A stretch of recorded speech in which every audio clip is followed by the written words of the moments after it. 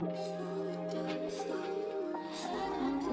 we are here for our first video, our first interview for Intentional Wellness Conversations.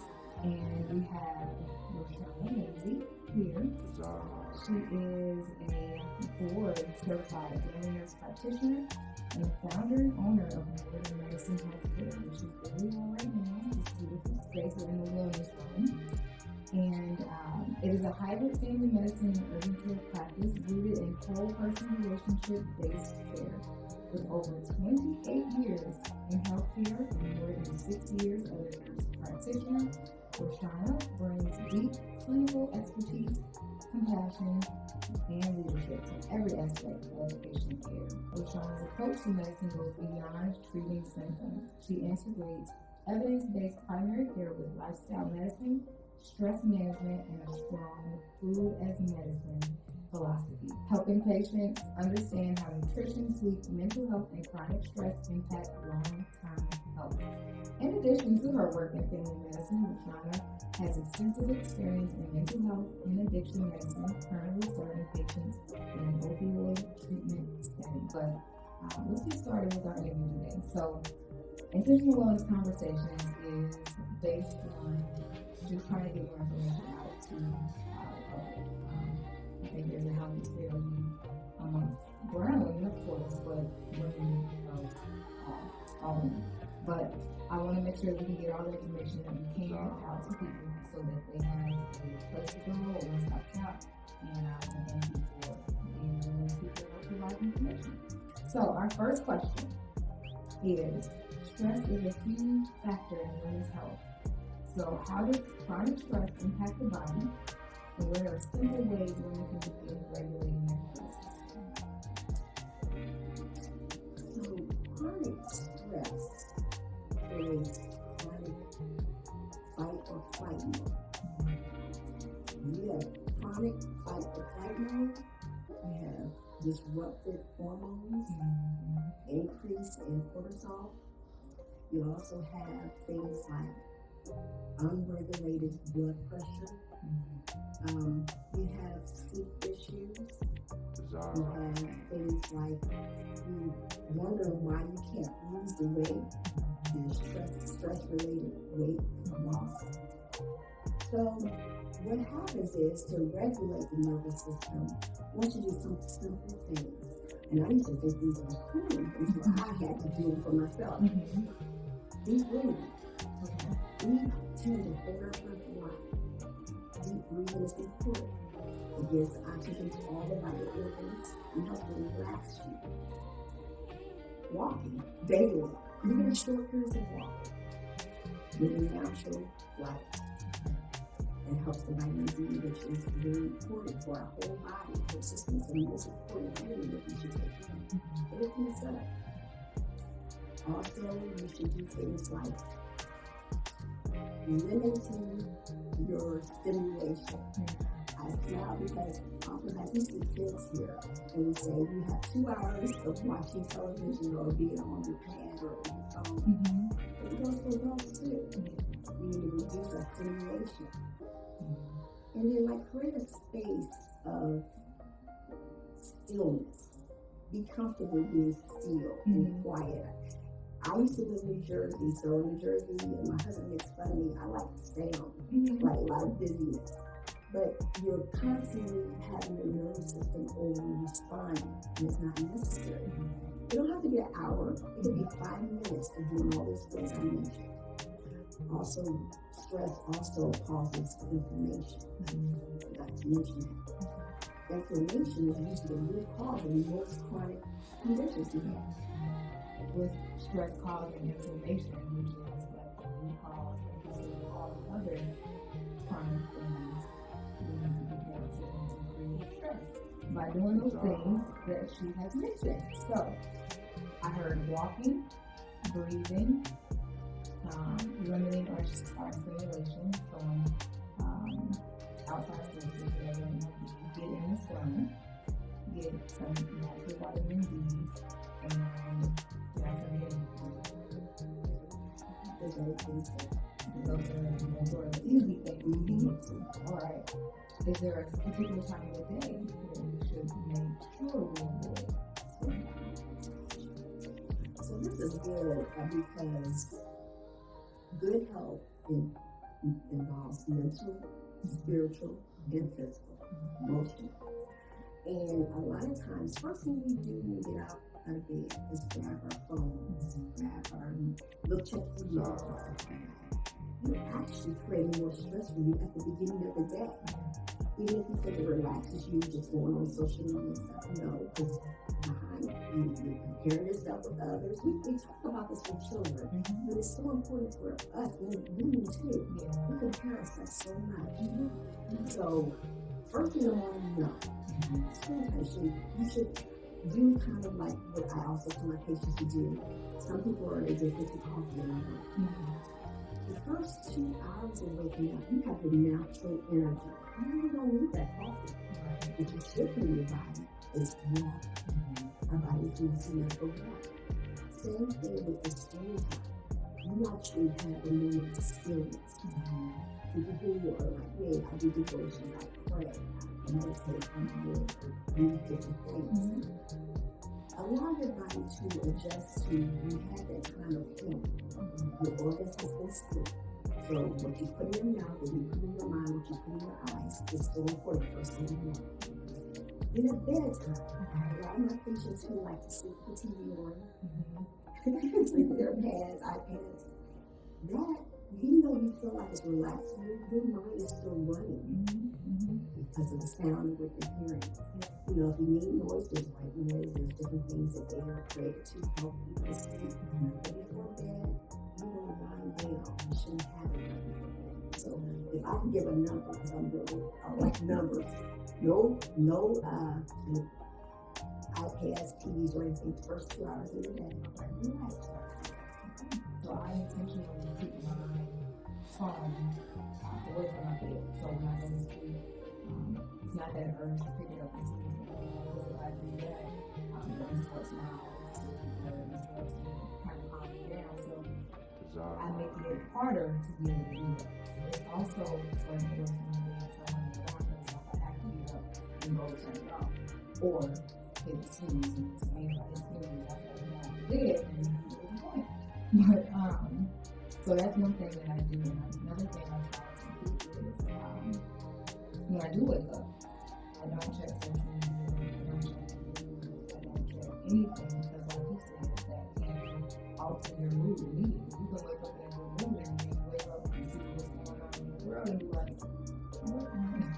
So, I do agree that helps limit a lot of stress. From a clinical experience, what are the most common health concerns you see in women that can be improved with more intentional daily habits?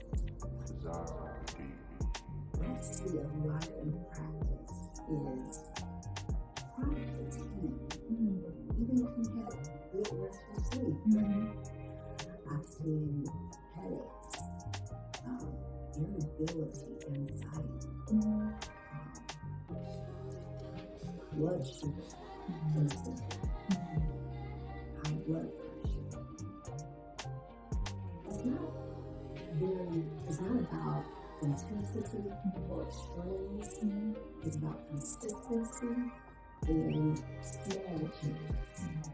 So, for instance, eating regularly, don't skip meals. And breakfast is important. Don't skip meals. Hydrate. Make sure you get half your body weight ounces per day with water. Get good proper sleep. At least 7 to 8 hours for adults. Manage stress realistically. Now, I emphasize realistic. Because a lot of times we feel like that you shouldn't respond or shouldn't feel stress when there's something coming at you. Well, that's normal response. But realistically, something you can do, like if you're driving a car and you feel like the traffic is not going the way you want it to go. Take deep breaths. That's the best time to do it, deep breathing. Okay. It don't have to be real dramatic, just small changes. Small changes over time.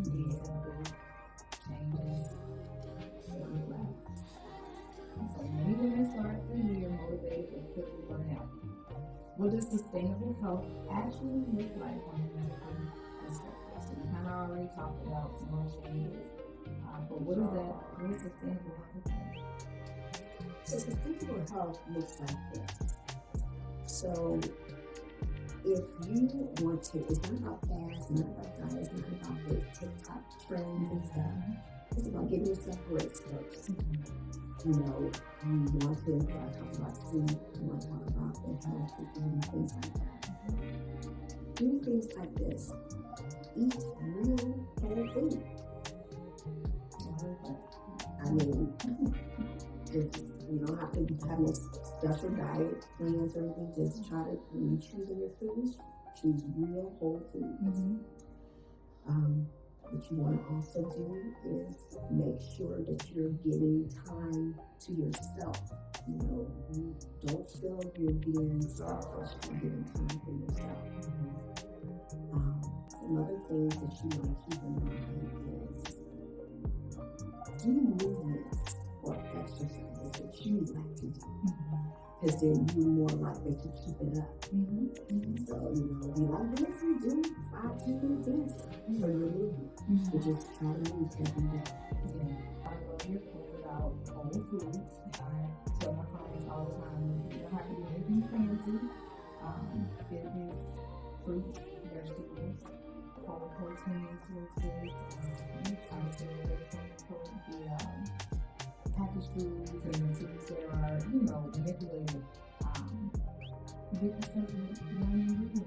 If you know what it is, you know what you're getting. So it's important for us to make sure we're eating whole foods because food is medicine. And I love when you say, you know, do the movement, or, you know, movement is important, but do what you like. Don't go ahead and do something somebody else can do because it looks cool. Like you might do it and hate it. Right. Don't keep doing it. Do what you enjoy. It just makes it easier on yourself. It takes away some of that additional stress that we don't have to have. And self-care is not selfish. It's important. We need it. How can women, I like this one, how can women better advocate for themselves in healthcare settings, especially when they're dismissed or rushed to an appointment? First, I would say, know that your symptoms are valid. Don't allow anyone to say that it's not here. Oftentimes, I have women and all of my patients, before you come to your appointments, write down your questions. Be specific about your symptoms. Before the provider leaves the office, ask them, is there anything else that I can do for my particular situation? Ask them, could these symptoms be something else? And I think most importantly is when you choose your healthcare provider, choose someone that will listen. Healthcare at its best is when it's a partnership. It's not a one-sided conversation. I think a lot of women, and just people in general, and maybe they're learning this now, but they just felt like they had to stick to whoever they were giving. And it's important, like you said, to make sure that there is a partnership. This is not they shouldn't just be feeding you information and you're not able to communicate with them with what you're really going through. You want to make sure the person is, you want to make sure you're being heard. To your point, write those questions out because they don't know. If you don't tell them what you got going on, they're not going to know. They only know what you tell them. So it's important for you to be able to articulate what you're feeling, what you're going through. So that the healthcare professional can help you. Like, when you say that they should do what they do for the business. So I was told about some of my families. Don't be intimidated by the credentials. Don't be intimidated by the white coat. You have an ability to say about the lead. You say, I know you're busy. Can I ask you the last question? Can I get clarity in this situation? Be persistent because you're right. I always say we put a lot of money in our cars, we put a lot of money in our clothes, we drive our vehicles, but the best vehicles are when we carry the provider. So we need to put our money, our time, our efforts to taking care of us and our lives. This is one of my favorite discussions. So nutrition and movement can feel overwhelming with so much conflicting information. From your perspective, what are the basics women should focus on first? Basics is, like I mentioned, about eating one, like I like that, one ingredient foods, real whole foods, protein, making sure you focus on protein. Some of the stuff I do mention already, but I'll mention it again because it's just basic stuff. Drinking water daily. Taking steps to realistically handle the stressors in your life. Moving. Gently. Don't try to overdo it. Sometimes when you're new at exercising, you try to go in hard. That would disturb you down the road because you say, oh, that was too much. My body hurt. Walk the next day. Exactly. So even if you start off with 5-10 minute movements, even chair exercises for older or seasoned people, you can do that. Yeah. There's no reason to, go and start off doing burpees if you haven't done a burpee ever in your life. Don't do that. What are you doing? Do something that you can start off with that's easy to ease into, so you can make this a lifestyle. You don't want to discourage yourself, already starting off. Make it easy. Start walking or like you said, share movements, whatever works for you. Make it simple for yourself so you can keep it in your life. A lot of times we do lifestyle changes and it competes with our life. We want something that supports our life and complements. Being healthy is not a competition. It should be enhancement. Yes, I love that. How does sleep impact hormone balance, mental health, and overall wellness, especially for women juggling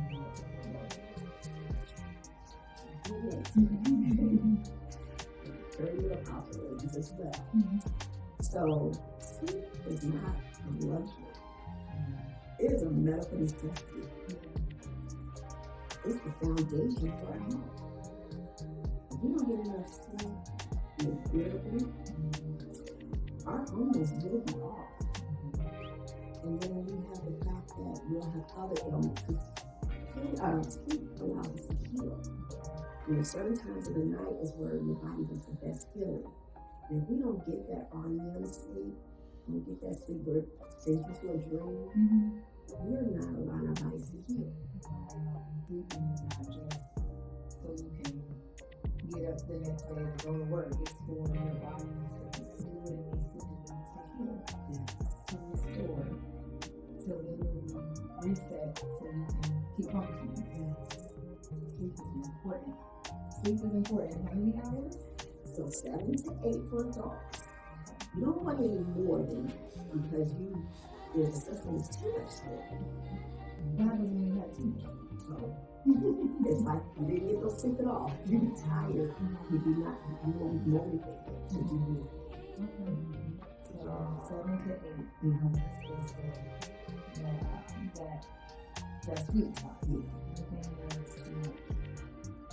And I think a lot of people don't know this, but between 10 p.m. and 2 a.m., that's where the body is healing. So if you are having disrupted sleep, that's where you need to talk to someone to see about your sleep hygiene. Dark room, no electronics, because you don't want to interrupt the sleep. You wake up at 10 p.m., that's when your body's trying to heal. And that's why I know some people have to work third shift.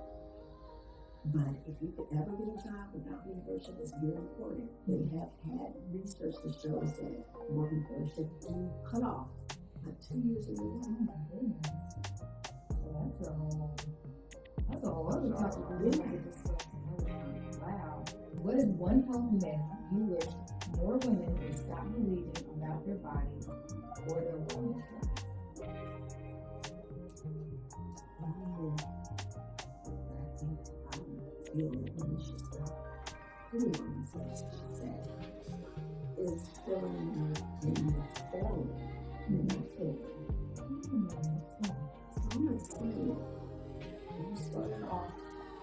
exercise routine, and you couldn't keep up. A lot of times, especially women, we start judging ourselves, comparison. She did it, I couldn't do it. You are healing, and your body is letting you know other things. There's some trauma in your life. There's giving you signs and symptoms of things, and you just listen to your body. That's so important for us to not judge, give grace to ourselves, and listen to our body.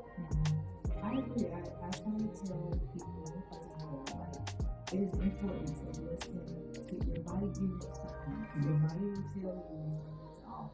Your body will say and do things to let you know we gotta change something. But it's our job to pay attention to it. We are so accustomed to Googling. What does this mean? What does that mean? So listen to your body. It will tell you what it means. And if you cannot figure it out by just taking some time to stop and say, okay, this doesn't feel right. It's something, something's wrong here. Reach out to a medical professional. Not Google. Schedule an appointment and find out what's going on so you can get the help that you need. We have to start trusting ourselves more to take ownership of our health instead of like influencers tell us what's going on. Oftentimes they symptoms that your body's way of whispering to you before it starts screaming at you. Yes, because it's whispering. Yeah. If you don't pay attention to the warning signs. Because you're listening to the influencer tell you you need this next supplement. What routine health check-ins or screenings do you believe women often delay or skip? And why are they important? That's a good step there because you were saying that it's like you were at the medical provider, blood doesn't lie. Blood tests is a lie. You can hold back some things, but your blood work can let us know a lot about you. And so some of the screenings that I see that women delay doing is getting their blood pressure checked, getting cholesterol and blood sugar screens, mental health checkups. Very important. And your annual well-woman exams. If you skip those or delay those, you can be allowing things that we could have prevented or managed or even reversed to not be able to happen. Prevention is a powerful tool in health. Can you expound on that? Like, very tool. So, a lot of times when you're chasing after and fixing things, if you get to the root cause of things, you know ahead of time what you need to do to prevent it from happening. Like, for instance, we get maintenance on our cars, getting oil changes, getting checkups. Then it lets you know, okay, get this done before it gets worse.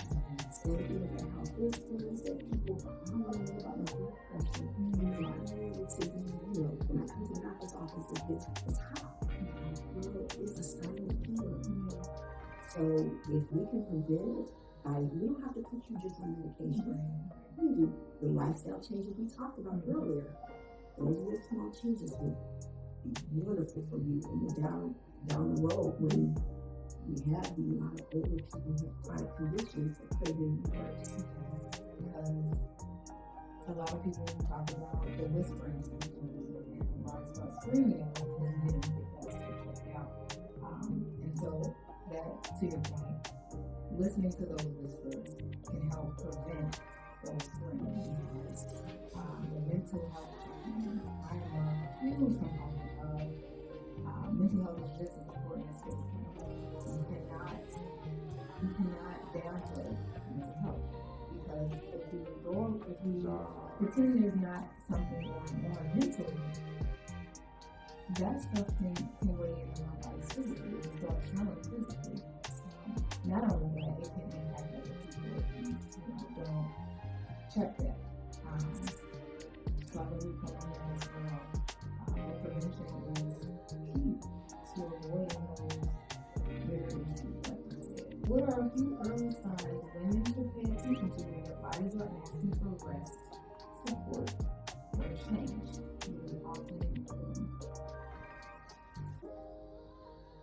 Going back to that chronic fatigue, rest, you have chronic fatigue all the time. I hear that a lot when you come to the office. Headaches. You know, when you hold the stress or when your blood pressure is not regulated properly, you get headaches. The gut health connection. You have digestive issues. If you have any stressors or you're not eating properly, eating processed foods, pains that you didn't know that you didn't know where it came from. That's a sign of hospital inflammation. Last question. So when we're entering into the new year, this is the 3rd, January 3rd. So entering the new year, wanting to be more intentional with their health, what is one small but powerful step you would encourage them to start this month?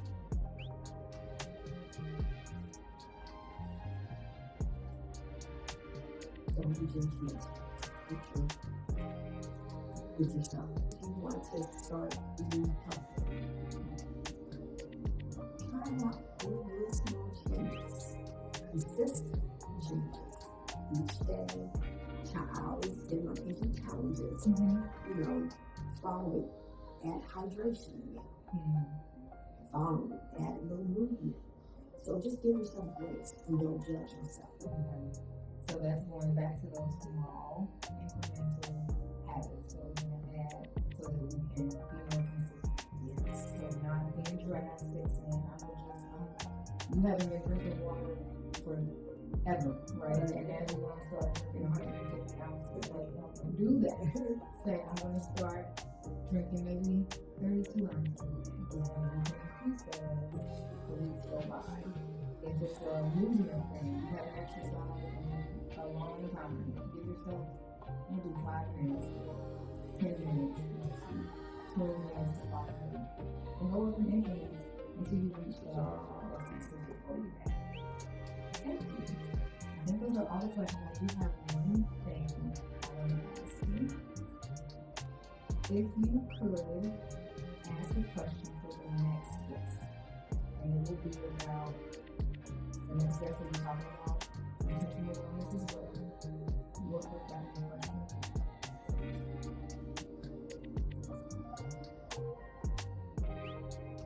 How do you practically create the space of unemployment for your person? I love that question. I will have to make sure we ask that and we'll refer back to this interview. But I want to thank you for your time today. I want to thank you for your expertise. I think you have been able to provide anyone who will watch this very easy, practical ways to be intentional. So before we go, tell everyone where they can find you and where your practice is. So we're located in the Forest Park, Ohio area, Cincinnati. It's called More Than Medicine Healthcare.